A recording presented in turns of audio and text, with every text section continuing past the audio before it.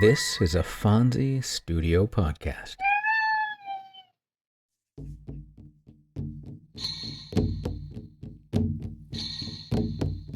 Welcome to Tales from the First Nations. I'm Jay Idle, and every week I'll share with you a tale and ancient wisdom of the native tribes of North America. I'll be joined by my cats, Dawa and Fonzie, who will undoubtedly make their presence known at some point, so I might as well just list them as co-hosts.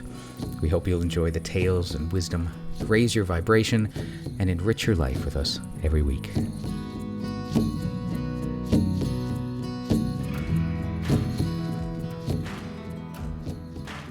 Welcome, friends. Welcome to the 41st episode of Tales from the First Nations. I'm your host, Jay Idle. I'm greatly appreciative to all of you who've been listening to this podcast and enjoying it. Our little community has been growing steadily, and it's because of your time spent enjoying these stories with me. If you do enjoy the podcast, then please like and review it on your podcast service so that we can continue to grow and share the stories with others. That would be wonderful of you. Today, I want to talk about something that I'm, again, a little surprised I haven't brought up before. I wanted to talk about tobacco. Now, tobacco has a very different connotation than it did long ago when our ancient American ancestors were here and using it. It wasn't a plant used for addicts to get a little buzz. It was a sacred plant, gifted by the Creator as a bridge to bridge the gap between the physical and the spiritual world. It was used to connect us to the divine by carrying our prayers to the spirit realm, to honor our ancestors, or to give thanks to the Creator. It was grown with care and often mixed with other sacred herbs, and it was ceremonial, intentional, and respectful. Tobacco was burned in pipe ceremonies to express gratitude, to seek guidance, or in order to mark another important gathering. The smoke was the Great Spirit's breath, taking the prayers up to the ones above. With a pipe in his hand, a man could speak nothing but the truth. Smoke wasn't always inhaled. It was often used to purify spaces or people, or to simply burn to send messages to the divine. In addition to burning it, simply offering it to others was a sign of respect, goodwill, or a request for help. It could be offered to a person, place, or a spiritual being. I know that when I'm out in nature, I often sprinkle a little bit of tobacco in exchange for natural items that I pick up and bring home with me, kind of an exchange of energy. Or I use it to bless an area where I am. The tobacco actually reminds me of a really funny story from the first time I went to a powwow. I was there with my friend Scott Brocklesby, who created our opening and closing song, and I had found some beautiful agate stones that someone was offering there. And so I bought the stones and I showed them to my friend Scott, and he pointed out a holy man there at the event, and he knew him, and he suggested that I go ask him to bless the stones for me. I said okay, and I walked towards the man, but Scott stopped me, and he said that it was rude to simply ask him to bless my stones, and he told me that I should give him an offering first. And I said, oh, okay, and he poured some tobacco into my hand. So I took this tobacco in my hand and the stones in the other, and I walked off to see this man. Well, I asked the man if he would bless my agate stones, and he kindly agreed. He put out his hands, and I followed Scott's instructions by first pouring the loose tobacco into his hand. Now, I'm not exactly sure what the man was expecting me to do, but I think he was not expecting me to pour dry tobacco into his hand, because he looked at it, and he looked at me very awkwardly, and then he thanked me as he brushed the tobacco onto the ground. Now, the problem was that this was early August, and it was hot. Oh boy, was it hot. And we were pretty sweaty, so the tobacco was stuck to the inside of his hand, and it was stuck to the inside of my hand, and as we were trying to brush it off of our hands, it was stuck to the outside of our hands and our arms and his legs. And I felt a need to apologize to him, as I handed him the agate, and he looked at me. He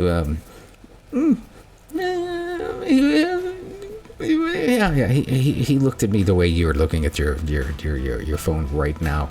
So when he blasted the agates and he gave them back to me, I went to tell Scott what happened, and he thought that I was making a big deal out of it. He's like, you're just making a big deal of this. It was nothing. And then we looked over at where the man was standing, and he'd gotten up out of his chair. He was now standing there, still trying to brush the tobacco off of his clothes and his body, and I felt really, really bad about that. Our first story, just got to move on from that, because that's what I had to do then, and that's what I got to do now. Our first story comes from a Blackfoot legend about the origin of tobacco, and it's called the Sacred Weed.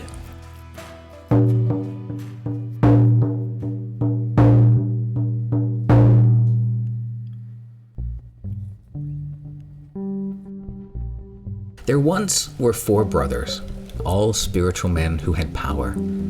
In a vision, the oldest of them heard a voice saying, "Out there is a sacred weed. Pick it and burn it."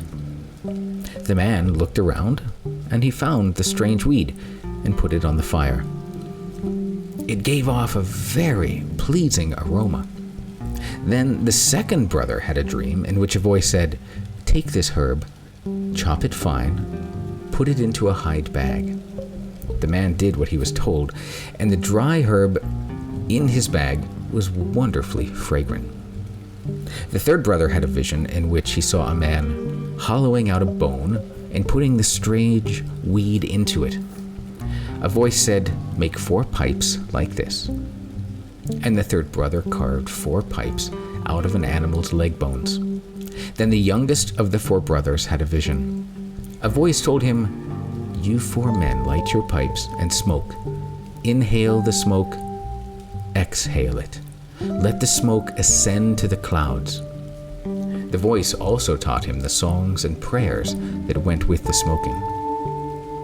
So the 4 medicine men, born of the same mother, smoked together. This was the first time that men had ever smoked, and they sang and prayed together as they did so. The brothers who called the sacred weed Nawakosis were meant to teach its use to the people. But Nawakosis made them powerful and wise and clear-minded, and they did not want to share it with others. They planted the sacred weed in a secret place that only they knew. They guarded the songs and prayers and rituals that went with the smoking. They formed a tobacco society, just the 4 of them. So there was anger, there was war, there was restlessness of spirit, there was impiety. Nawakosis was meant to calm anger, to make men worship, to make peace, to ease the mind, but without the sacred herb, unity and peace were lacking. A young man called Bull by himself said to his wife, "These 4 powerful ones have been given something good to share with the people, but they are keeping it for themselves. So things are bad. I must find a way to plant and reap the sacred weed they call Nawakosis." Bull by himself and his wife went to a sacred lake and set up their teepees close by its shore. The man left every day to hunt and look for the plant, Nawakosis. The woman stayed in the lodge to quill, tan, and prepare food. One day while she was alone, she heard somebody singing beautifully. She searched everywhere to find the source of the music and discovered that it was coming from a beaver house close by the shore. "It must be the beavers singing," she thought. "Their songs are lovely. I hope they don't stop." Though her husband came home with plenty of meat, he had not found Nawakosis. The woman called his attention to the music, but he said, "I hear nothing. It's your imagination." "No," she said, "I can hear it clearly. Put your ear to the beaver house." He did, but still heard nothing. Then the wife took her knife and made a hole in the beaver lodge. Through it, they could not only hear the beavers singing, but also watched them performing a strange, beautiful dance.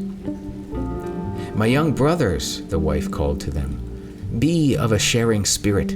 Teach me your wonderful song and your medicine."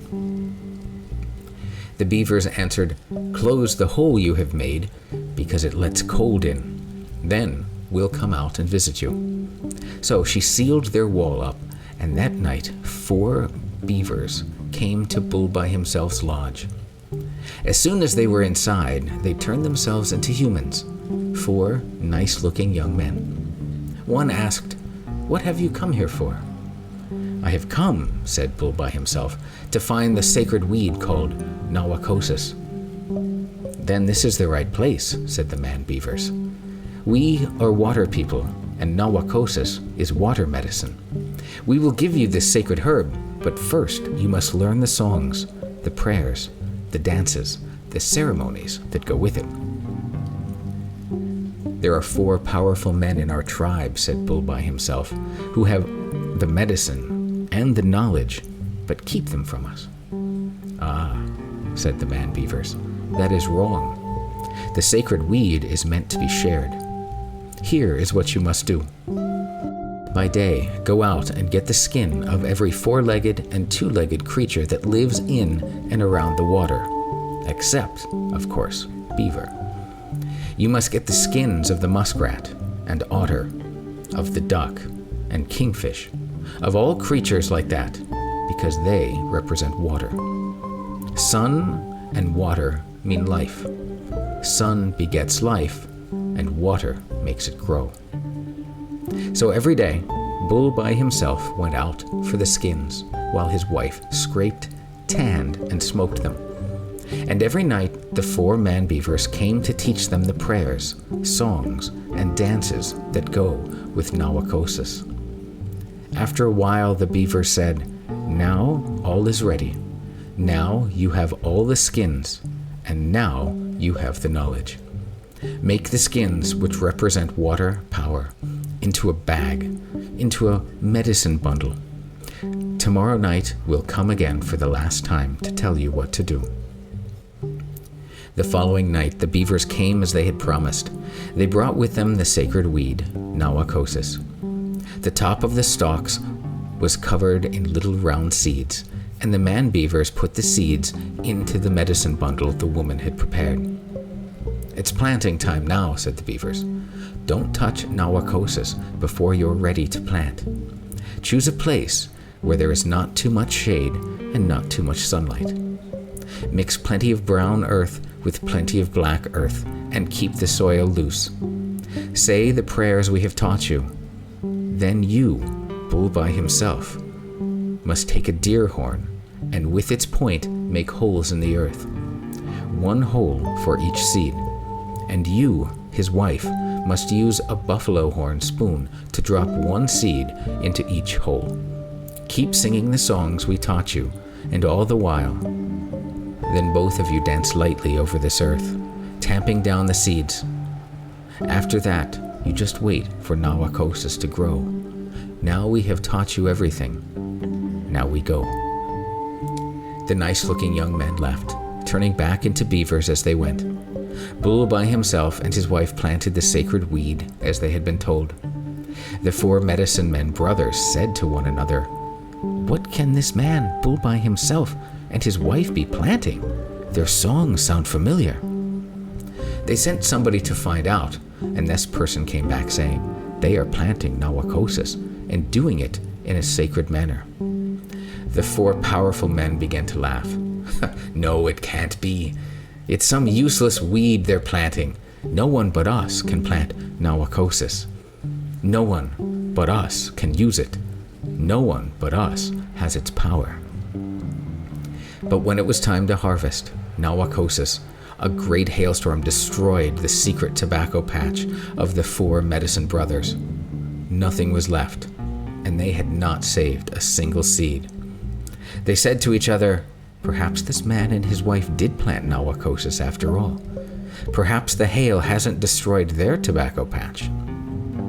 Again, the 4 brothers sent someone to find out, and that person came back saying, "This man and his wife had no hail on their field. Here is what they have been growing." He showed the brothers some leaves.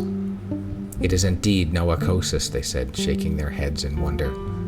Thus, with the help of the beaver people, Bull by himself and his wife brought the sacred tobacco to the tribes, who have been smoking it in a sacred manner ever since.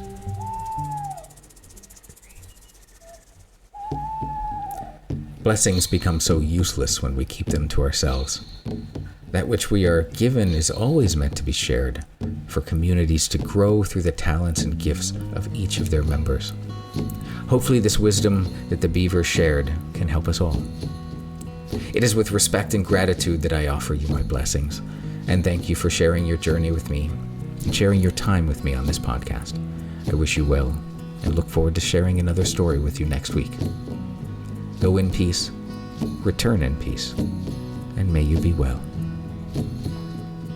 Our story of the sacred weed comes from the now defunct pyramidmesa.com, but they found it on several 19th century sources. For more stories and legends, check out the Jaguar Bird channel on YouTube. There's a lot of wonderful content there.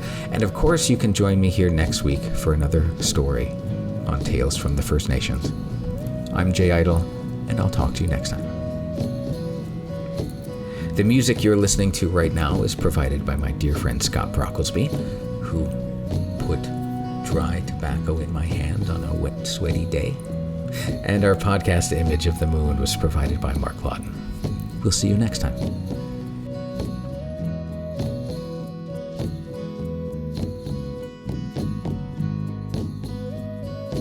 All right, that's it. How'd we do, Dawa? Awesome. Phones? Excellent. Then I'll share it.